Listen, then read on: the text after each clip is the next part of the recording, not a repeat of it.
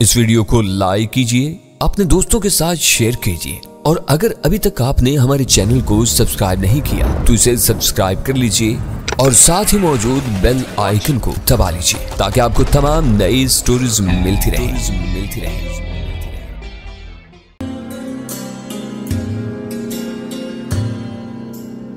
लेकिन किसी नतीजे पर न पहुंच सके। मैं पहले से सोचे हुए प्रोग्राम के तहत 5 बजे गाड़ी लेकर घर से निकल खड़ा हुआ। मेरा इरादा शरीफा आबाद में नरगिस के घर का जायजा लेने का था और मौका मिल जाता तो वहां कुछ काम भी किया जा सकता था। मेरी मालूमात के मुताबिक शरीफा आबाद लियाकता आबाद से आगे दाहिने हाथ पर आबाद फेडरल बी एरिया की पहली मुतवस्सित आबादी थी।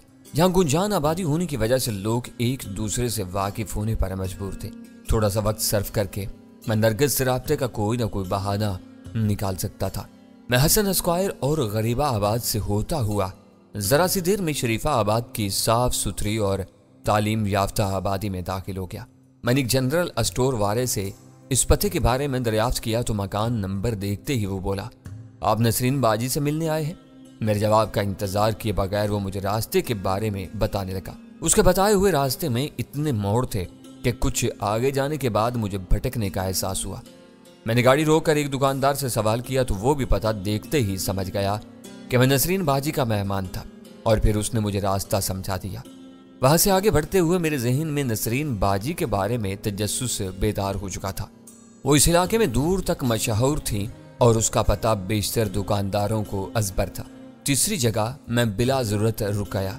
इस मर्तबा भी मेरा तजर्बा मुख्तलिफ नहीं रहा। स्टेट एजेंसी वाले ने जोमानी अंदाज में पते से वाकफियत जाहिर करके नसरीन बाजी के घर की निशानदही की थी। मेरे कान खड़े हो गए। एक खातून का अपने इलाके में यूं दूर दूर तक मशहूर हो जाना अच्छा नहीं था। आबादी के एक सिरे से दूसरे सिरे तक सब इसे एक नाम से जानते थे। इन तीनों में से किसी ने इस बात पर हैरत जाहिर नहीं की थी कि एक अजनबी नसरीन बाजी का घर क्यों ढूंढता फिर रहा था। मुझे वो पता नरगिस के हवाले से मिला था, मगर वहां नसरीन नामी कोई खातून रहती थी। पता नहीं इन दोनों में क्या ताल्लुक था। वो नरगिस की माँ, बहन, भावज या कुछ भी हो सकती थी। मैंने पुरख्याल अंदाज में सिगरेट सुलगा कर गाड़ी आगे बढ़ा दी। इस गली के तमाम मकानात की चौड़ाई यकसां थी, लेकिन कितार के सिरे पर वाक़े नसरीन बाजी के घर की चौड़ाई दुगनी थी। मैंने सुस्त रफ्तारी के साथ वहां से गुजरते हुए फाटक की झुरी पर निगाह डाली तो अंदर अकाड़ तो क्या, कोई भी गाड़ी नजर नहीं आ सकी।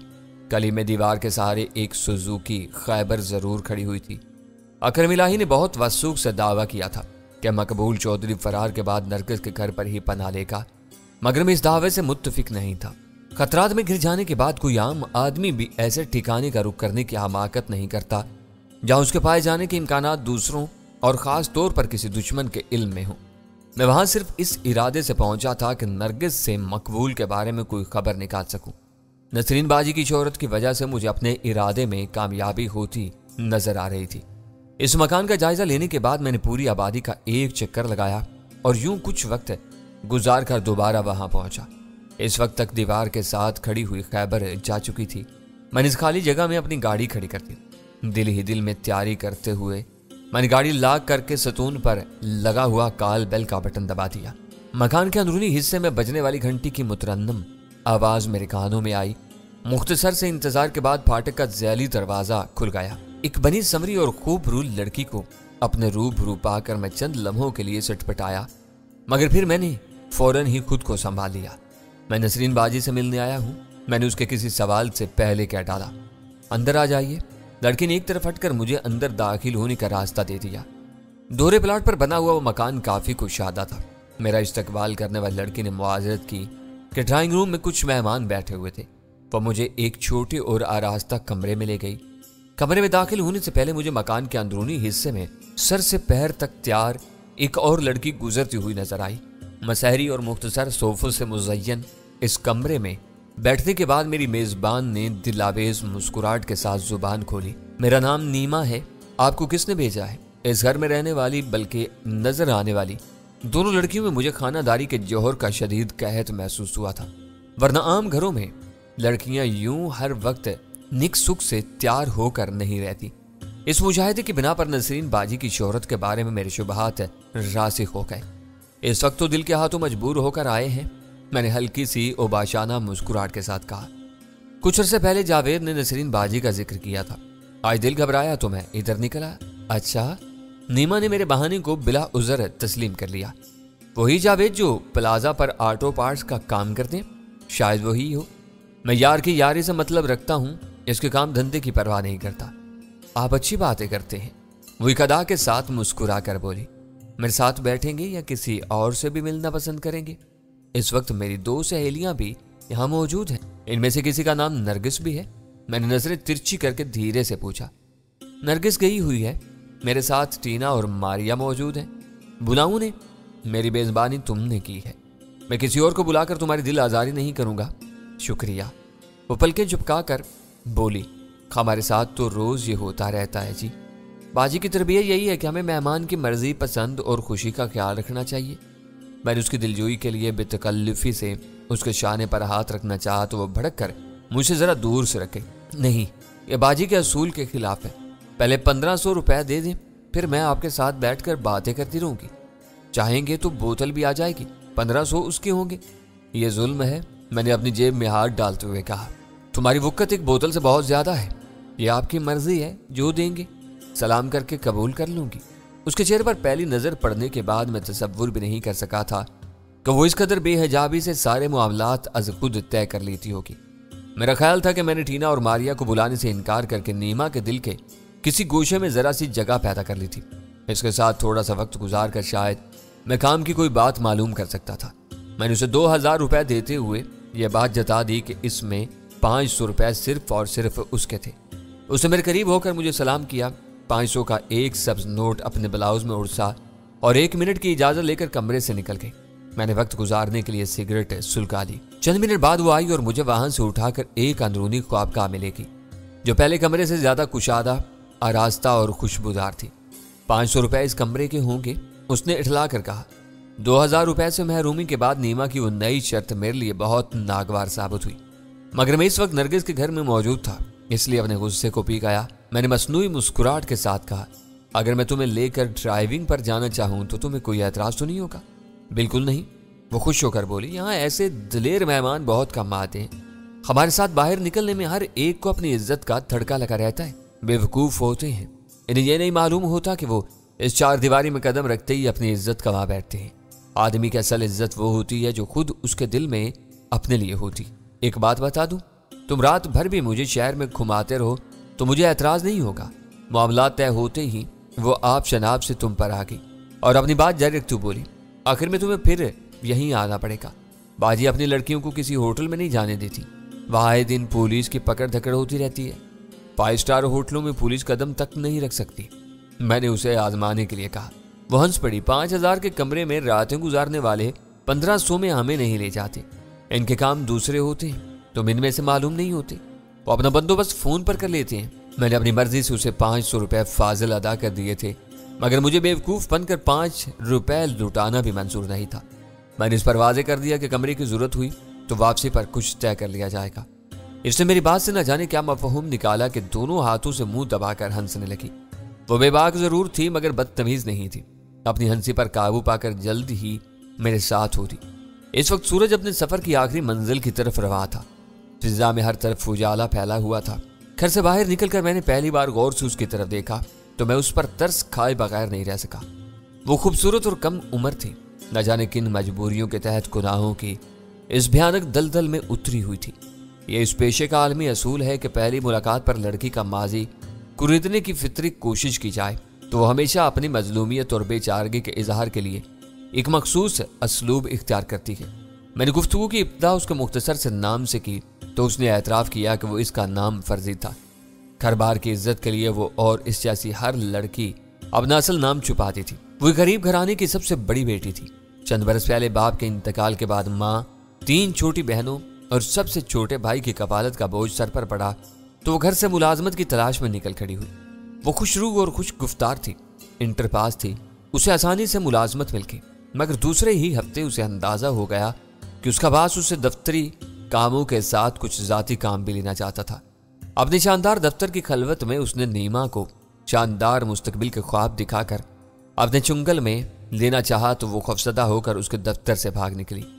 उसने वहां से अपने 10-15 दिन के वाजिबात भी नहीं लिए और घर लौट कर देर तक फूट फूट कर रोती रही। पहले भयानक तजर्बे के कई रोज बाद उसने दूसरी कोशिश की। तीसरी तनख्वाह के साथ उसे मुलाजमत से जवाब मिल गया, क्योंकि उसने अपने मालिक के सेक्रेटरी से इश्क लड़ाने से इनकार कर दिया था। अधेड़ उम्र सेक्रेटरी ने अपनी नाकामी पर झल्लाकर नीमा के खिलाफ अपने मालिक के ऐसे कान भरे कि उसने अपने दफ्तर में एक तवील लेक्चर देकर नौकरी से निकाल दिया। वो पै दर पै कई नाकाम तजर्बात से गुजरी। हर बार उसे ये सबक मिला कि इस जैसी लड़की सिर्फ नौकरी करके अपने घर वालों का पेट नहीं पाल सकती, उसे कुछ न कुछ गंदे समझौते भी करने पड़ेंगे। इसी दौरान में उसकी नजरों से एक ब्यूटी पार्लर का इश्तिहार गुजरा। वो इंटरव्यू के लिए पहुंची तो नसरीन बाजी अपनी सहेली के ब्यूटी पार्लर में मौजूद थी। उसके घरेलू हालात के बारे में कुरेद कुरेद कर सवालात करने के बाद नसरीन बाजी ने खुलकर उसे बता दिया कि 6,000 रुपए महाना के एवज क्या करना होगा। नीमा को नसरीन बाजी की यादा पसंद आई कि वो दोगली नहीं थी, जो चाहती थी खुलकर बता रही थी। दूसरे आजिर पक्के मुनाफिक साबित हुए थे, खुशकुर मासूम बल्कि बारोब कारोबारी चेहरों के पीछे कहीं ना कहीं हविस का जाल बिछाए बैठे थे। कहते कुछ थे, चाहते कुछ और थे। नीमा ने सोचा कि घर वालों का पेट भरने के लिए यही सब कुछ करना है तो फिर क्यों ना बाजी के लिए किया जाए। वो इसे दुगनी तनख्वाह की पेशकश कर रही थी। नीमा ने घर वालों को बताया कि उसे शाम से रात तक के लिए ब्यूटी पार्लर में 6,000 की नौकरी मिल गई है। तो बेवा माँ की आंखें ममता के नूर से चमक उठी। उसके हाथ बेटी की तरक्की की दुआ के लिए उठ गए। वापसी में देर सवेर को नीमा ने अपनी नई नौकरी का मामूल बनाया था। सब जानते थे कि दुल्हनों और बेगमात के मेकअप में कितना वक्त लगता है। शहर में तकरीबात देर से होती हैं, इसलिए ग्राहक देर से आते हैं और इनकी तैयारी में नीमा को भी देर हो जाती है। तनख्वाह के अलावा वो कभी कभार ऊपर की आमदनी के 200-400 रुपए अपनी माँ के हाथ में देने लगी तो किसी को कोई फिक्र और तशवीश न रही। सब इन बेगमात और दुल्हनों के हक में दुआएं खैर करते थे जो नीमा का ज्यादा वक्त लेती थी तो उसे दिल खोल कर इनाम भी देती थी। इस काम में बाजी की ब्यूटी पार्लर वाली सहेली भी किसी न किसी हद तक शरीक थी। किसी भी लड़की के लिए घर बार से फोन आता तो वो बहाना कर देती कि मतलूबा लड़की कहीं खजाब या मेहंदी लगाने गई हुई है। फोन पर बाजी के जरिए लड़की को पैगाम मिलता तो वो अपने घर फोन कर लेती। यूं हर एक का भरम रह जाता था। मैं इस कहानी के दौरान में नीमा से हमदर्दी भी जाहिर करता रहा। मैं उसकी ज़हनी रूह को ऐसी राह पर डाल रहा था कि वो अपनी पेशा वराना मसरूफियात को फरामोश करके मुझे अपना हमदर्द और बही ख्वाह महसूस करने लगे। मुख्तलिफ इलाकों की सैर करते हुए हम शाम को क्लिफ्टन के साहिल पर पहुंचे तो बहुत दूर सूरज का करमजी और नारंगी कोला धीरे धीरे आसमान और पानी की छूती हुई लकीर से नीचे डूब रहा था। साहिल पर सूरज डूबने का मंजर किस कदर हसीन होता है। नीमा जज्बाती लहजम बोली, यहाँ सूरज वाकई डूबता हुआ नजर आता है। शहर में तुझे सिर्फ गरूब होता है। तुमने मेरी सारी राम कहानी सुन ली, अब अपने बारे में भी कुछ बताओ ना। कुछ देर के गहरे सकूत के बाद नीमा ने मेरा बाजू भींच कर मुझसे मुतालबा किया। मुझे मेरे पार्टनर ने कई लाख रुपए की चोट दी है, मैंने उदासी से कहा, और अब वो गायब है। बस वही गम गलत करने के लिए मैं आज तुम्हारी तरफ आया था। नरगिस होती तो वो मेरे जख्मों पर कुछ मरहम रख सकती थी। नरगिस, तुमने दूसरी बार उसका नाम लिया है, क्या वो तुम्हें जानती है? हम दोनों एक दूसरे को नहीं जानते, मगर मुझे ये मालूम है कि मेरा दगाबाज पार्टनर नरगिस पर बुरी तरह मरता है। क्या नाम है तुम्हारे पार्टनर का? नीमा चालाक थी मगर तजर्बेकार नहीं थी, तजस्सुस में मुब्तला हो गई। तुमने तो बताया था कि तुम्हें जावेद ने बाजी का नाम और पता दिया था। मेरा जी चाहा कि उसका मुंह बंद कर दूं। नसरीन ने बाजी जैसे मुकद्दस रिश्ते को बुरी तरह पामाल किया हुआ था। वो औरत बाजी नहीं पाजी कहलाने की मुस्तहिक थी। मगर मैंने जब से काम लिया और मुजमाहिल सी आवाज में नीमा को बताया, ये इत्तिफाक है कि जावेद और मकबूल दोनों तुम्हारी बाजी की ड्योड़ी के गुलाम हैं। ओहो, तो मकबूल ने तुम्हें लाखों का धोखा दिया है। वो मेरी बात पूरी होने से पहले ही बोल पड़ी, तुम मकबूल को जानती हो? इसका पूरा नाम मकबूल चौधरी है। मैंने हैर से पूछा। वो आता रहता था, पिछले हफ्ते से गायब है। नीमा के लबो लहजे से नफरत उबल पड़ रही थी। वो बहुत मक्कार, खुदगर्ज और घमंडी है। बाजी को पैसे देकर हम लोगों से अपना और नरगिस का बदन दबवाता है। जब से उसने नरगिस पर हाथ रखा है उस कमीनी के भी नखरे हो गए हैं। बाजी ने उसे काम से हटा दिया और उसकी जगह नई लड़की रख ली है। मकबूल के खिलाफ उसकी नफरत का अंदाजा होते ही मैं अपनी नशिस्त में सीधा होकर बैठ गया। नरगिस काम नहीं करती तो आज कहाँ गई हुई थी? वो कहीं भी नहीं गई। मैंने तुमसे बहाना किया था। वो पीछे के बड़े बेडरूम में मकबूल के जख्मों की मरहम पट्टी कर रही थी। नीमा का लहजा तहकीर अमेज था। किसी ने उसे 4 चोट की मार मारी है। वो कल रात से बाजी के घर में पड़ा हुआ है। उसकी अकार्ड बाजी ने खुद एयरपोर्ट पर छोड़ी थी। नीमा मेरे मतलब के मौजू पर आई तो उसने अपनी मालूमात का खजाना लुटाना शुरू कर दिया। रिकॉर्ड के बारे में उसके अछूते इंकशाफ ने मुझे बुरी तरह चौंका दिया। गाड़ी एयरपोर्ट पर क्यों छोड़ी, ये बातें तुम अब मुझे बता रही हो? वो बाजी के पास छुपा हुआ है, गाड़ी वहां से मिलेगी तो लोग सोचेंगे कि वो जहाज से कहीं और चला गया है। बाजी गाड़ी छोड़कर टैक्सी से वापस आई थी। तुम्हें ये सब कैसे मालूम हुआ? मैं इस धोखेबाज को जिंदा नहीं छोड़ूंगा। रात को आया तो 3 लड़कियां घर में मेहमानों को भुगता रही थी। रात की बातें इन्होंने बताई और उस लूले जख्मी को तो हम खुद देख चुके हैं। सब उसकी नौकरानियां बनी हुई हैं, मगर बाजी ने सबको बना कर दिया कि मकबूल के बारे में किसी को कुछ ना बताएं। फिर तुम ये बातें मुझे क्यों बता रही हो? मैंने उसे घूरा। मेरे सवाल पर वो सटपटा गई। तुम ही ने तो पूछा था, तुम इसका नाम न लेते तो मैं तुम्हें एक लफ्ज भी ना बताती। उसकी तशवीश रफा करने के लिए मैं हंस पड़ा। उसे तुम्हारी बाजी को अपने जख्मों के बारे में क्या बताया? ये नहीं मालूम। लड़कियों से सुना है कि किसी से उसका झगड़ा हो गया था। वो इन लोगों से छुपने के लिए बाजी के घर आया है। जख्म भर जाएंगे तो जाकर अपने दुश्मनों से बदला लेगा। उसे वहां जाने की क्या जरूरत थी? मैंने इंजन स्टार्ट करते हुए पूछा। वो किसी होटल में चला जाता, होटल में वो तमाशा बन जाता। तुमने नहीं देखा जिसका पूरा मुंह जख्मी है और एक बाजू पट्टियों में बंधा हुआ है? होटल वाले ऐसे आदमी को कमरा कैसे देते? तुमने अपनी बाजी के हुक्म की खिलाफ वर्जी करके मुझे ये सब बातें बताई हैं। नसरीन को पता चलेगा तो वो तुम्हें खड़े खड़े नौकरी से निकाल देगी। मैंने उसे पक्का करने के लिए कहा। तुम बताओगे तो इन्हें पता चलेगा ना, वरना उन्हें क्या मालूम कि हम क्या बातें करते रहे। अगर मैं नसरीन को बता दूं तो क्या होगा? मैंने गाड़ी घुमाते हुए पूछा। वो मुझे नौकरी से निकालती है तो निकाल दे। 2 बरसों में मैंने बहुत काम सीख लिया है। मैं चल फिर कर इससे ज्यादा पैसे कमा सकती हूँ। यहाँ बस एक भरम है कि मैं ब्यूटी पार्लर में काम करती हूँ। देखो, मकबूल ने मेरा पैसा खाया हुआ है और तुम्हें मौका बे मौका जलील करता रहता है। तुम जरा सी हिम्मत करो तो हम दोनों मिलकर उससे बदला ले सकते हैं। मैंने उसे समझाया। साहिल का मंजर इस कदर हसीन है। तुम गाड़ी कहाँ लिए जा रहे हो? नीमा ने मेरी बात सुनी अनसुनी करके एहतजाज किया। मैं भी घर वापस नहीं जाऊंगी। मैं तुम्हें घर नहीं ले जा रहा, मैंने उसे तसल्ली देते हुए कहा। तो मेरी बात का जवाब दो। मैं जलील आदमी से बदला लेकर क्या करूंगी? खुदा उसे खुद ही जलील और ख्वार कर रहा है, फिर भी बाजी उसे अपना दामाद बनाने के ख्वाब देख रही हैं। वो पैसे पर जान देने वाली औरत है। दामाद? मैंने हैरत से दोहराया। नरगिस और सरैया उसकी बेटियां हैं।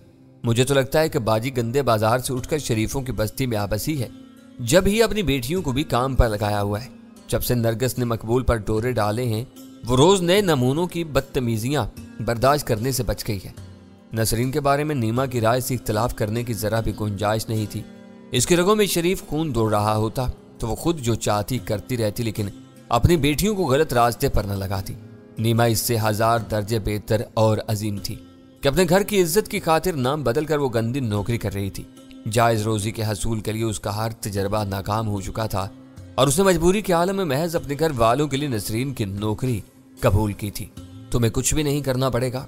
घर जाकर नसरीन को एक बात समझानी है कि मकबूल बिल्कुल कंगाल हो चुका है। यह मालूम होते ही वो मकबूल को घर से निकाल देगी। वो यकीन ही नहीं करेगी। नीमा ने पूरे वसूख से कहा। वो अभी तक तिल मिला रही है कि मकबूल ने जरा से डर की वजह से अपने लाखों की गाड़ी बिला वजह एयरपोर्ट भिजवा दी। वो इसे अपने इस्तेमाल के लिए रखना चाह रही थी। मकबूल ने उसे डांट कर गाड़ी ले जाने पर मजबूर किया था। तुम हिम्मत करो तो नसरीन क्या, मकबूल भी तुम्हारी बात को नहीं जुटला सकेगा। मैंने इसरार किया। मकबूल बिल्कुल खलाश है। कल तक वो अपने मामू के माल पर ऐश कर रहा था, आज मामू उसकी तलाश में है। क्या? नीमा का मुंह हैरत से खुल गया। तुम्हारा मतलब है कि तुम मकबूल के मामू हो? नहीं, मैंने चिल्ला कर कहा, इसका मामू कोई और है। मेरी तरह वो भी इसकी तलाश में है और रात को वो चोर की तरह छुपता छुपाता जिस गाड़ी में वहां पहुंचा था वो चोरी की थी। कल तक ये खबर अखबार में आ जाएगी। पैसा मामू का था, गाड़ी चोरी की थी, तो फिर उसने नरगिस पर लाखों रुपए कैसे लुटा दिए? वो अपने मामू के पैसे को आग लगा रहा था। अब इसका भांडा फूट चुका है। वो कोड़ी कोड़ी को मोहताज हो चुका है। मैंने एक एक लफ्ज पर जोर देकर उसे समझाना चाहा। तो अपने जिस्म से 6000 रुपए महीना कमाने वाली ये गरीब लड़की थी। लाखों का वो हेर फेर उसकी समझ में नहीं आ रहा था। मैं नसरीन से ये सब कह दूं, फिर तुम अपना माल वापस लेने के लिए शरीफा आबाद पर चढ़ाई कर दोगे? उसने उलझे उलझे अंदाज में सवाल किया। इसके लिए मुझे तुम्हारी मदद की जरूरत नहीं पड़ेगी। मैं चाहता हूं कि तुम पर कोई आंच ना आए। मुझे यकीन है कि तुम्हारी बातें सुनकर मकबूल खुद वहां से भाग निकलेगा। नसरीन को इससे कुछ कहने की जरूरत नहीं पड़ेगी। मैं बाहर इसे घेर लूंगा। नसरीन ने अपनी जुबान बंद रखी तो इसे कोई परेशानी नहीं होगी। मैं इसे क्या बताऊंगी? वो पूछेगा कि ये सारी बातें मुझे किसने बताई हैं। वो रूहानसी होने लगी। वो हवास बाख्ता हो जाएगा। उसे तुमसे कुछ पूछने का होश नहीं रहेगा। میں نے اس کا شانہ سہلاتے ہوئے کہا۔ پوچھے تو کہہ دینا کہ نئے مہمان یا گاہک نے بتائی ہے۔ تم عجیب آدمی ہو، تم نے ابھی تک مجھے ہاتھ بھی نہیں لگایا۔ کیا یہی سب بتانے کے لیے مجھے وہاں سے نکال کر کلفٹن لائے تھے؟ میں تلاسے سے بھی اس کی تشفی نہیں ہو سکی۔ اچھا ہوا کہ بے خبری میں ہم وہاں سے نکل آئے۔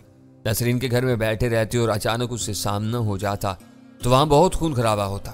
ہم دونوں ایک دوسرے کو پہچان لیتے اور جھگڑا شروع ہو جاتا۔ تم کیسی باتیں کر رہے ہو؟ میرے ہاتھ پیروں میں خوف سے اینٹھن ہو رہی ہے۔ رک رک کر شروع سے بتاؤ کہ مجھے کیا کہنا اور کرنا ہے، نیما نے سہمی ہوئی آواز میں کہا۔ میں نے ایک بار پھر اسے اس کا رول سمجھانا شروع کر دیا۔ وہ حراس کے عالم میں پوری توجہ سے میری بات سن رہی تھی۔ مجھے اپنے ساتھ کہیں لے چلو۔ پوری بات سن لینے کے بعد وہ پھر پھیل گئی۔ میں وہاں نہیں جاؤں گی، مقبول کو مجھ پر شبہ ہو گیا تو میں موت ماری جاؤں گی۔ مجھے غصہ آ گیا، تم ایسی کی تیسی میں جاؤ، میں تمہیں کہیں نہیں لے جا سکتا۔ گھر میں گھس کر اسے ماروں گا اور پھر جو کچھ ہوگا اس کی ذمہ داری تم پر ہوگی۔ اس نے باقاعدہ رونا شروع کر دیا اور مجھے گاڑی فوراً ہی ڈیفنس کی ایک سنسان گلی میں موڑنی پڑ گئی۔ کچھ دیر تک میں دانت پر دانت جمائے دھیمی رفتار سے ڈرائیونگ کرتا رہا۔ جب اس کے سر بند نہ ہوئے تو میں نے گاڑی ایک خالی پلاٹ پر پڑے ہوئے کچرے کے ڈھیر پر چڑھا کر روک دی۔ ہیڈ لیمپس کی روشنی میں سامنے کا منظر دیکھ کر وہ خوفزدہ ہو گئی۔ اس حرکت کا فوری فائدہ یہ ہوا کہ وہ رونا بھول گئی۔ گاڑی یہاں کیوں روکی ہے؟ اس نے تھوک نگلتے ہوئے پوچھا۔ اب تمہارے حلق سے رونے کی منحوس آواز برآمد ہوئی تو تمہارا گلا دبا کر تمہیں یہیں پھینک دوں گا، میں نے خشک اور غصیلے لہجے میں اسے دھمکی دی۔ اب تو میں خاموش ہوں، گاڑی یہاں سے اتار لو، میں وہی کروں گی جو تم کہہ رہے ہو۔